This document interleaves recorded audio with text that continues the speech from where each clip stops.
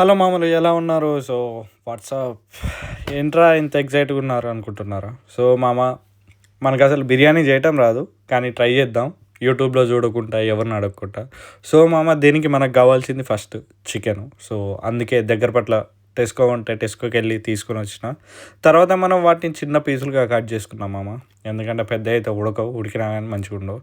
And తర్వాత cut చేసుకున్న తర్వాత కొంచెం పసుపేసి లైట్‌గా నేనైతే పసుపేసినా. మీ ఇష్టం ఏస్తే ఏసుకోండి లేకుంటే లేదు. ఆ పసుపేసిన తర్వాత మంచిగా క్లీన్ చేసి పక్కకు పెట్టుకోండి మామ. ఈ గ్యాప్‌లో బాండీ తీసుకొని ఆయిల్ పోసి గ్యాస్ అంటిచ్చేసి ఉల్లిగడ్డలు ఫ్రై చేసుకుందాం మామ. ఉల్లిగడ్డలు ఫ్రై ఎందుకు చేసుకుందామంటే బిర్యానీలోకి అవసరం అంట. సో, అందుకని ఫ్రై చేసేద్దాం. గంటె తీసుకొని నార్మల్‌గా ఇలా కలిపేద్దాం. చూడండి ఇలా. ఇలా కలుపుకున్న తర్వాత గ్యాప్‌లో మామ సో, మళ్ళా వెనక్కొచ్చేద్దాం. చికెన్ కలుపుకుందాం. దానికి కావాల్సిన మసాలాలు, ఉప్పు, కారం అన్నీ ఏది పడితే అది ఏసేసినా నేను.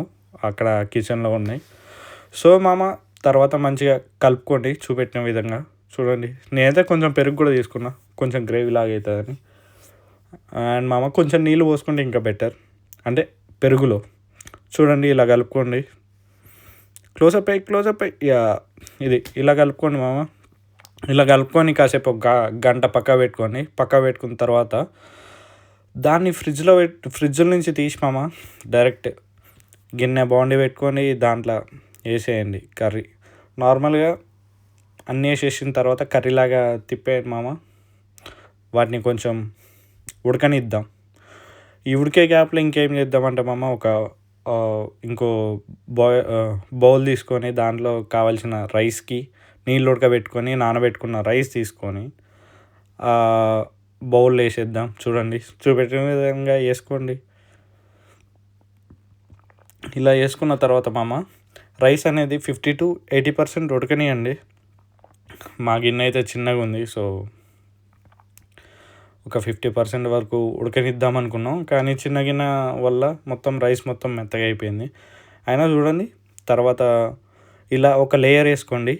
ఇలా లేయర్ వేసుకొని మంచిగా లేయర్లాగా చేసుకున్న తర్వాత మనం ఫ్రై చేసుకున్నాం కదా ఆనియన్స్, వాటితోని ఇప్పుడు పని పడుతుంది మనకి. చూడండి ఆనియన్స్ తీసుకొని ఇలా ఒక లేయర్ రైస్ పెట్టిన తర్వాత వాటిపైన ఇలా ఆనియన్స్ వేసుకొని మళ్ళీ రైస్ తీసుకొని మళ్ళీ ఇంకో లేయర్ రైస్ వేసుకుందాం.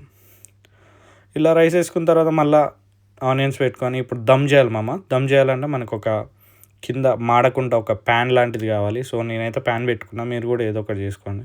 తర్వాత మూత గట్టిగా ఉండడానికి అంటే లోపల నుంచి స్మెల్ ఆవిరి అనేది బయటికి రాకుండా ఉండడానికి ఫాయిల్ పేపర్ పెట్టేసిన నేను. గట్టిగా మూత పెట్టేసిన. మా దగ్గర వెయిట్స్ ఏం లేవు వెయిట్స్ ఉంటే ఇంకా మంచిది. చూడండి అదిరిపోయే బిర్యానీ రెడీ అయిపోయింది. టేస్ట్ చూసి చెప్పాలి ఎలా ఉందో. సూపర్ అంటే సూపర్ అయింది చూడటానికి అయితే చాలా అంటే చాలా బాగుంది. సో, చూడండి లాస్ట్లో ఇలా వచ్చింది. ఫాలో చేయండి సబ్స్క్రైబ్ చేయి, మర్చిపో షేర్ చేయి. టేస్ట్ అయితే అదిరిపోయింది.